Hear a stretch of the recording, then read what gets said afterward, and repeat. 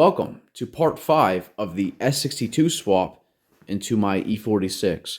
Today we're going to further prepare the engine bay by building this custom steering shaft. Then we will install the clutch and the transmission. After that, it is time to install the engine into the car for the first time. And here we have a stock E46 steering shaft. As you can see, we have a rubber coupler down here, known as the steering jubal. And up here we have a U-joint. This side here goes to the steering column, while this end goes to the steering rack. Both ends are going to be a 17mm size. Now theoretically, this steering shaft could work with this swap. I've seen it done before. But the room allowable with this stock steering shaft is not something that is ideal. If we could get a slimmer steering shaft, that would make this swap process easier for exhaust manifolds. Now, personally, I have made steering shafts before in the past for BMWs when it comes to certain applications. This application will be no different. So, upon searching online, I stumbled across a photo of this. This is a steering shaft from an F30. I seen the picture of this on Google. I'm like, you know what? That is going to work. Now, there is a downfall. When it comes to the steering shaft, both of these ends are not 17s.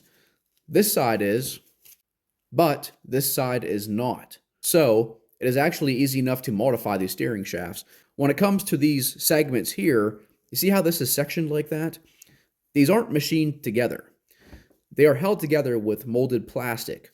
All you have to do to separate these parts is to heat these sections up, and the plastic will literally melt and ooze out of the holes, and you can tear apart the shaft. This steering shaft is the exact same way. So now, allow me to show you the final product as we create the steering shaft. When it comes to length of the stock E46 steering shaft, we're looking at around 16¼ inches total length. As long as we get close to that, we're totally fine. As the spline shaft that leaves the steering column, it telescopes in and out. So we have some allowable play. The first step I'm going to do is I'm going to heat up this section and slide it off of this lower piece.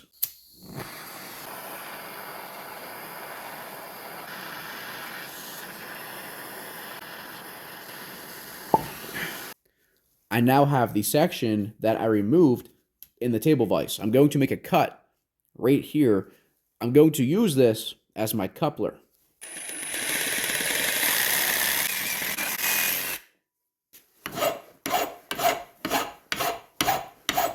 We're now going to measure the coupler, see how long it is in millimeters here. 97mm roughly, so what is that? 48.5. So we're going to mark this in the middle.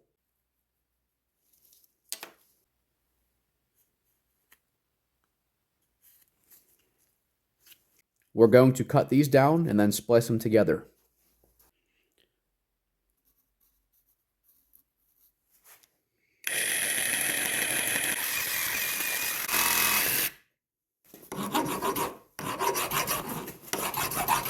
Now, as you can see, we'll put this into the coupler, just like that. And also, we got the depth just about perfect. I wanted an even amount of, dare I say, penetration into this coupler. Now, we need to cut some length off of this one to get our total 16¼ inches. So these spots right here is missing material.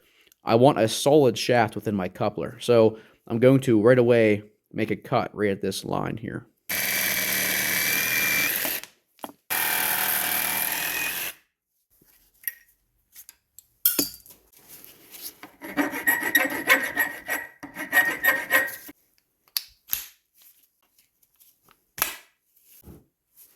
Let's see what measurement we have now.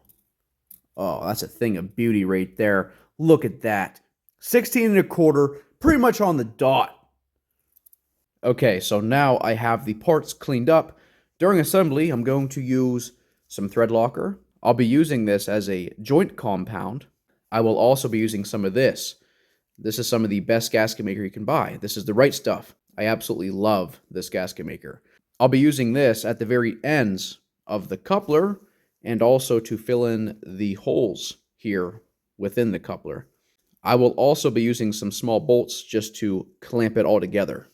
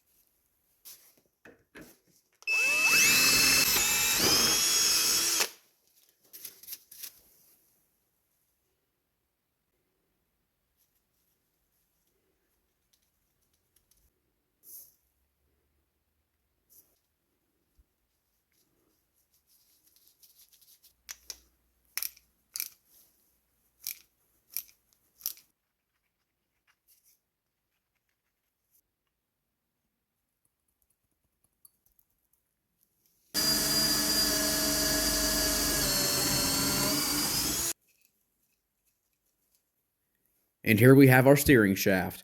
Does it look the best? No. Is it functional? Absolutely. It's going to work great. I have all the holes sealed off with the gasket maker. I have this all sealed off, same as down here.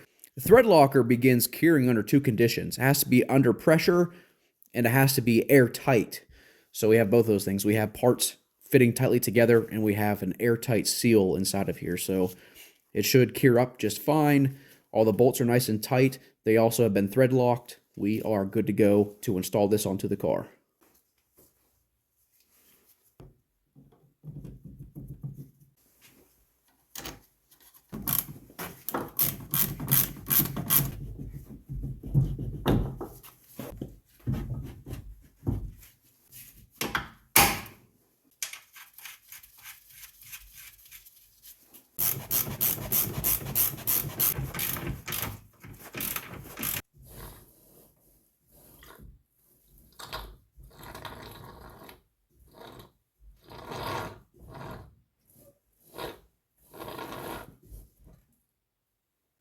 And there we go.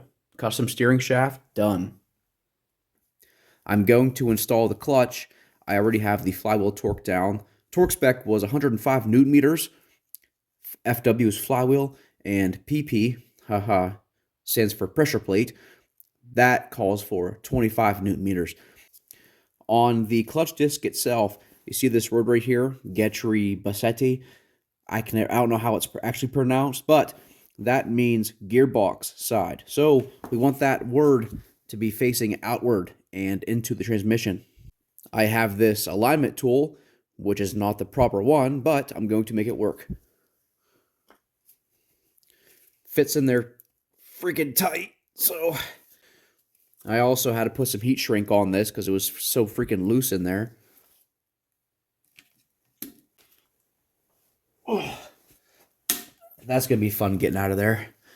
Oh, that looks perfect. That thing is centered on there perfect, man. Here we have our pressure plate. This is a OEM self-adjust style.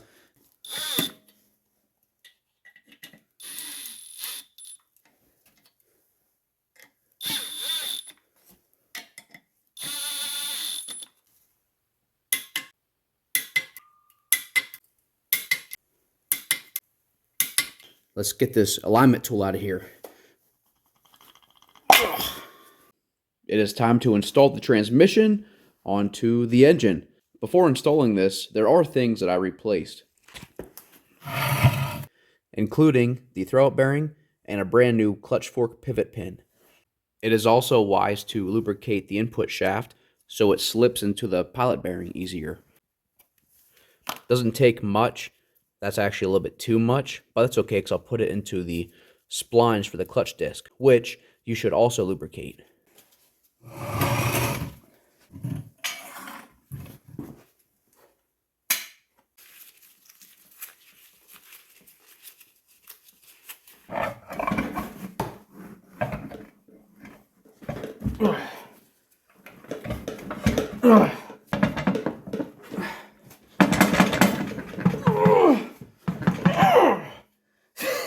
What kind of shriek was that, buddy? God. Oh. Yeah, that's good enough.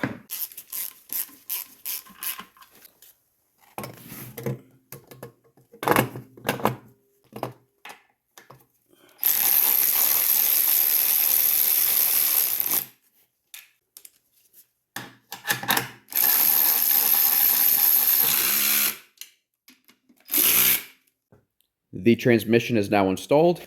I also did swap this output shaft to an E46 M31, which allows me to use E46 dry shaft variations. I also went ahead and swapped out this shifter joint. Well, I do believe it's about that time.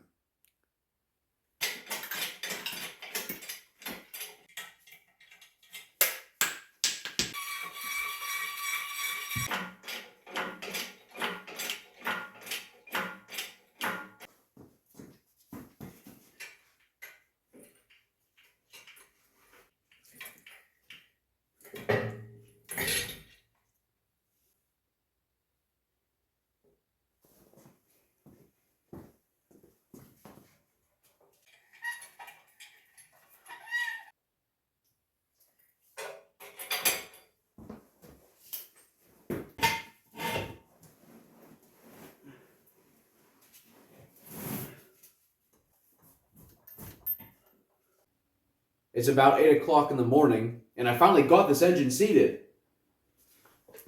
This is absolutely insane. I'm currently getting rid of chains and stuff from the lift, and I was having a hell of a time getting this thing in here, man. I just fought me tooth and nail. I had small things holding me up. I had a rag getting pinched over there. A rag. And a heater hose also pinching over there. That is the tight spot. By the brake booster, I knew it was, it's obvious.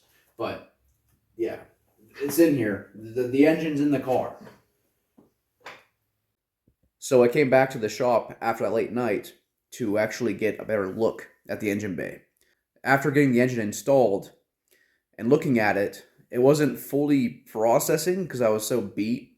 Like, I knew it was in front of me, but I wasn't like fully I wasn't getting the whole emotional thing. So you and I are about to take a look at this engine bay together. So yeah, let's check it out. Okay, here we go. Look at that. Holy smokes. Look at this thing in here. This is going to be amazing. Jeez.